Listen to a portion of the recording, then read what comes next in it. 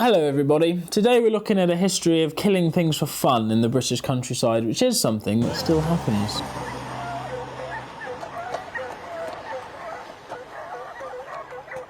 The thing that I wanted to illustrate today is that the interesting thing with blood sport is that you get it a lot in the medieval times, hunting particularly, but then it sort of dies out and gets reinvented. How all this works in a broad sense is that you have certain animals that are reserved for hunting or shooting since people have had guns, many of which were native or introduced by the Romans, like the fox, red deer, roe deer, hares and grouse. But lots of animals were introduced to the UK for the purpose of hunting by the Normans. These include fallow deer, rabbits, partridges and pheasants. And hunting has been done variously on horseback, with bows and arrows, with packs of dogs or guns, or some combination thereof, depending on what period in history we're talking about. This is a very interesting topic because it's all about social class and has been for a very long time. These animals that you hunt are arranged in a hierarchy that corresponds to the human social hierarchy, with the king at the top and the aristocracy just beneath. For a really long time, deer were the most coveted prize with hunting, and the Saxon king Edgar appointed officers to protect them from other people,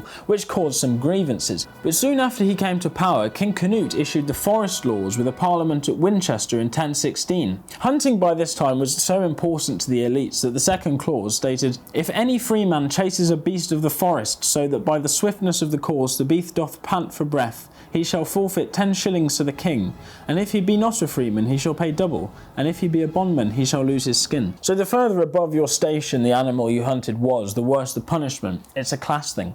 Now, sometimes people in the media find out about these forest laws and write, "Oh, if only we were still environmentalists like good old King Canute who protected the forests."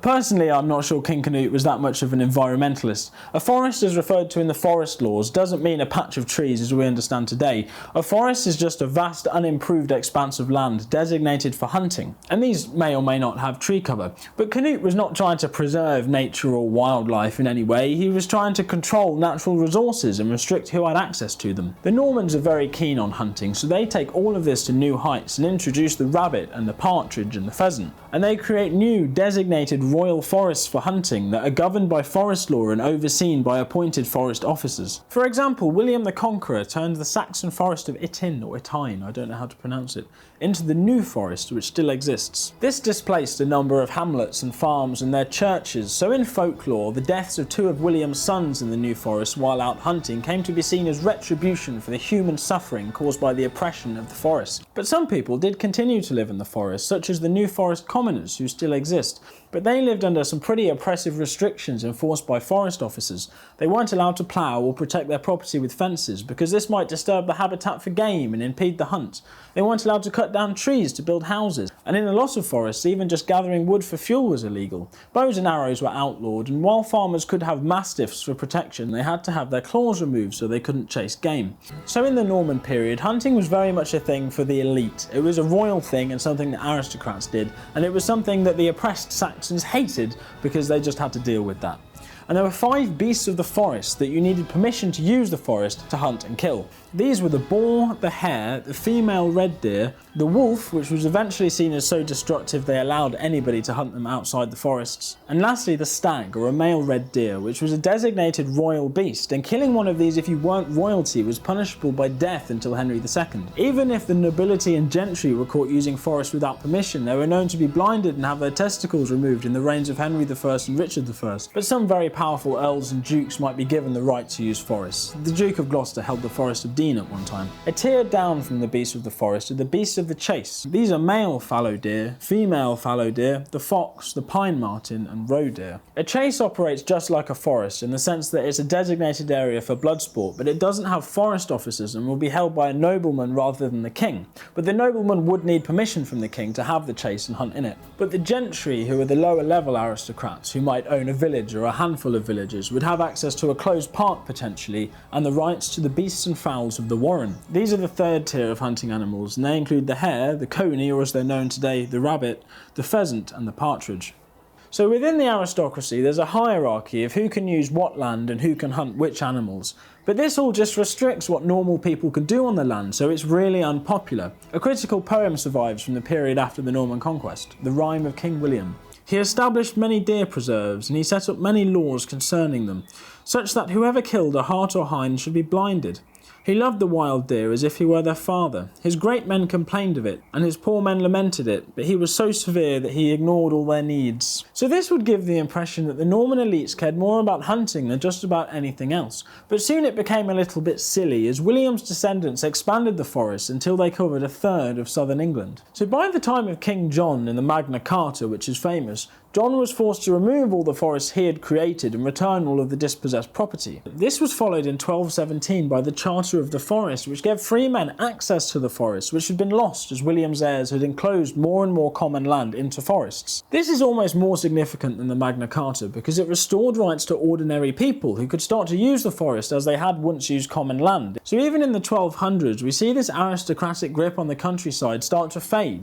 And this continued under something called the Great Preambulation, where in 1300 they surveyed the boundaries of all the forests and reduced them to what they had been under Henry II. So people think that hunting is quite oppressive and it sucks, but it starts to decline. By the Tudor times, forest law is more for the protection of timber than it is for hunting, and it completely falls out of use by the 1600s. Forest land was disafforested, meaning it lost its legal status, but this had the same effect as enclosure, so any commoners using the forest to feed pigs or get wood lost the ability to do so. There were riots all over the country, but the Normans' obsession with hunting essentially died out. Until the agricultural revolution, the aristocracy ruled the land in a very literal sense. They are the ruling class. They make decisions for the land while the peasants work it. But in the 17th and 18th centuries, the farmer emerges as a new social class who doesn't quite fit with the aristocracy. The farmer is the aristocrat and the peasant rolled into one, because a farmer makes decisions for his land like an aristocrat, but also works it like a peasant. Where there is a farmer, there isn't really space for an aristocrat. The aristocracy are just a hangover from the medieval period. But as the enclosure of medieval manors into private farms increases and farmers start appearing all over the countryside, the aristocracy realise that they're losing their grip. Typically, they are the landlords, and there is an idea of a good landlord who's a partner in husbandry with his tenants. But if we are to be cynical, they become economic parasites. But of course, in the aristocratic identity, these people are supposed to lead. They are the ruling class, so this is unacceptable. And as these people are the politicians, they're able to impose lots of restrictive laws on farmers that inhibit their ability to use the land as they want. By 1670, you needed to be the lord of a manor or have substantial landed property, which was 50 times the qualification to vote in order to kill a hare on your own land. So you could be a free man who owned a farm and owed nothing to anybody, but the aristocrats still made it so you couldn't kill a hare on property that you owned. As you might imagine, a lot of people didn't like this very much, so they would just kill the animals anyway and poach. Poor people have consistently wanted to kill reserved game animals throughout history, and measures have consistently been taken to stop them doing it. Granted, there might be some element of thrill, some fun in the act of poaching, but poor people are much more likely to hunt for food or for a supplementary income, or perhaps for spite if you really hate your landlord. In one instance, a group of poachers called the Walton Blacks attacked the Bishop of Winchester's parks and took some deer, but some of them were caught, so apparently out of resentment the group attacked again, killing lots of deer and taking 11. So poaching could be an act of rebellion, and this spawned copycat groups, such as one in Windsor who killed a gamekeeper's son. To fix this, the government passed the Black Act in 1723, which meant if you were caught hunting deer twice, you'd be sent to Australia. So while the aristocracy are losing their grip on the countryside, the laws that they use to govern it are actually getting more oppressive throughout the 18th century. But these laws just increased resentment, and people found legal loopholes. The 1776 Deer Act meant that if you informed the authorities on a poacher, you had the rights to the fine and legal immunity. The following year, in 1777, a chap called Jeremiah Price informed on Robert Harvey for having a deer in his possession. But then Harvey claimed that Price had killed it. Price claimed legal immunity because he'd informed on Harvey having a deer, but Harvey claimed legal immunity because he'd informed on Price killing a deer, which were two separate crimes, so they both got away free. Because these laws were so oppressive and made so much stuff illegal, they united everybody against the aristocracy, a common enemy. Farmers would kill rabbits and deer because they're pests to crops, and labourers might poach for food. But this meant that people who would normally defend property and dislike thieves could be blackmailed by the thieves because the thieves knew that they'd killed these animals. This even includes the emerging urban middle classes who might buy a gun and a hat and get a spaniel and spend a weekend out in the country looking for birds. Even if they own the land, it was illegal. So this creates a sort of chaotic unity in the countryside and no small amount of lawlessness, which is born entirely from bad government. And there's loads of records of skirmishes between well-to-do farmers and middle-class urbanites and gamekeepers trying to protect game. How people kill things was also dictated by class. In 1868, DFG MacDonald includes within his book a typical lease on a farm, which includes the clause, "The landlord agrees to allow the tenant to destroy rabbits at all seasons of the year. No dogs or guns allowed." This isn't a law, this is an individual squire imposing restrictions on his tenants. They'd have to use ferrets instead. But as the farmer continues to erode the traditional role of the aristocracy in the countryside, hunting makes a comeback. Foxes were once beasts of the chase, second-class animals, but soon fox hunting becomes something very trendy for even royalty to do. Fox hunting as we understand it today was essentially invented by a man called Hugo Meynell, who planted hedges between Nottingham and Market Harbour so people would have a nice interesting landscape to hunt across from his base at Quorn, which is still the fox hunting centre of the UK today. It became a nationwide elite sport where people on horses followed foxhounds bred by Meynell, and by the 1830s there were over 90 different hunts across the country. But the interests of the fox hunting landlords and their farming tenants were very much opposed. The landlords wanted low productivity grasslands, and they didn't want any fences or ditches or hedges that they couldn't jump over. Whereas farmers would quite like well-drained, productive land, and they didn't want horses destroying all their crops. The trouble is, if the hunt come across early winter, all those footmarks stand with the water all the winter, and if it's sowed with wheat or anything like that, it kills it. That is the trouble. But landlords have a lot of power, so they can restrict what their tenants can do on the land with tenancy agreements like this one from 1891, which reserves to the landlord all rights of sporting and all game and wildfowl upon the said premises, with exclusive liberty of the landlord and his friends and other persons by his permission to hunt, kill, take or destroy the same. And this is a single-year tenancy, for the term of 1 year. This does not allow good farming. If you're doing a particular crop rotation, it's going to be at least 3 or 4 years long, if not 7 or 8. A single-year tenancy is just not good enough. You need to be thinking ahead and making investments and looking after the soil. And an insecure tenancy is just going to stop you doing that. But that's the intention, because the tenancy restricts ploughing too. The tenant is not allowed to plough, break up, to convert into tillage any of the meadow or pasture without previous consent of the landlord. So under agreements like this, the tenants weren't allowed to make their farms more productive even if they wanted to. But the landlords had all the power. If you were a tenant, what could you do about it? I mean, did the hunt used to go across your land? Yes, I never tried to stop them. So Leicestershire became a famous grassland district to benefit the needs of the hunt. There was no ploughed land before the war. There was no ploughed land anywhere around here. You could gallop for miles. And the fox is still the county symbol. As you may sense from this, farmers, as a rule, are not that keen on fox hunting, but they're not often very vocal about it, because the people who like fox hunting are the rich and powerful people in your local area, quite possibly your landlords, and annoying them would be a very silly thing to do. The Quenby estate, well, of course, the farmers, what there is on there, well, they wouldn't say anything against it, because the landlord goes hunting, you see. I, however, am not motivated by self-preservation. If you own land, why on earth would you let them on it? So you don't let them damage your land? No, I don't like them. I mean, they don't come with sense.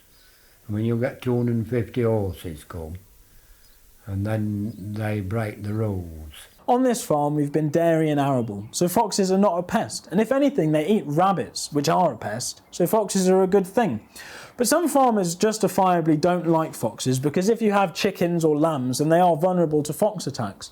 But that doesn't mean you like the hunt, because at least historically, the hunt have actually encouraged fox populations so that they have something for them to kill.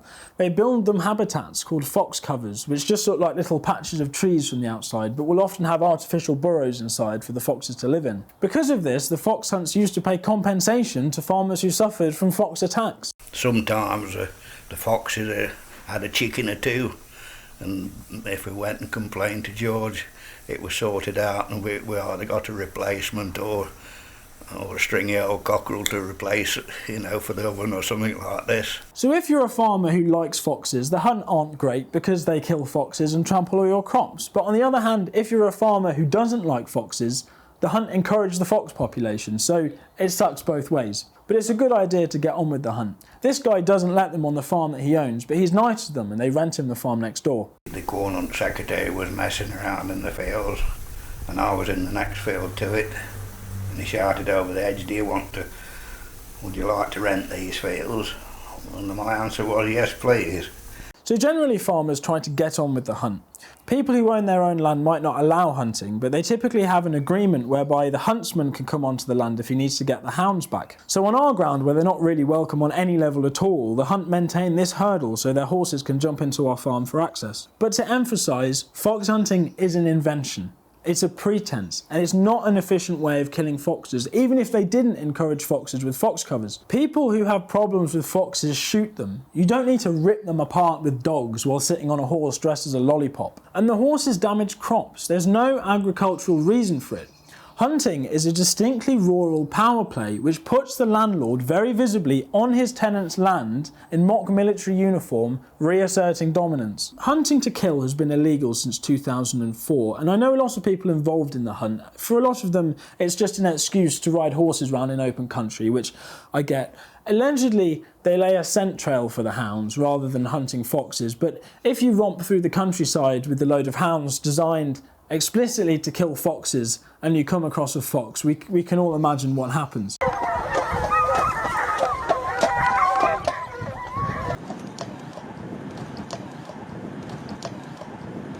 So hunting doesn't really impress me, but I will tentatively defend shooting, which is still a bit of a class thing. Now I'm descended from tenant farmers, which is essentially the rural equivalent of working class, and they had a mutual resentment of their local squire, their landlord. How shooting works is that you have the people who have paid to do the shooting, the guns, and then you have gamekeepers who are employed to look after the birds and rear them and feed them. But then you also have beaters whose job it is to scare the birds into the air so they fly over the guns to be shot at. Part of the tenancy agreement that my family had meant they had to beat for the landlord's shoot for free, which they considered degrading and essentially a form of slavery, which to be fair, it was. Especially given in the 1930s farmers were all impoverished, but landlords could still be extracting money from them in the form of rent. So I'm really not from the class of person that would engage in the frivolity of a shoot. My people are just interested in farming well. But I have worked on a farm that ran a shoot, and while perhaps it could be ecologically damaging if there are too many birds in one place, I think provided the game is eaten, it's essentially just a way of producing very free-range meat. So I think from the perspective of a partridge or a pheasant, it's probably not a terrible life. And the birds could just leave the area of the shoot, as they do from time to time. Any partridges or pheasants or foxes that come onto our ground should be nice and safe and happy. And it is nice to see these birds. I mean, they're quite pretty, and the pheasant is a symbol of the British countryside. But the important thing with all this is that through fox hunting, the aristocracy tried to reassert control in the countryside in the modern age after the agricultural revolution. And this makes this area, particularly Leicestershire, very unproductive before the Second World War. This will become a theme. The interests of the aristocracy, a pre-modern social class, has a profound effect on the countryside. And they just don't give up. This is still happening today.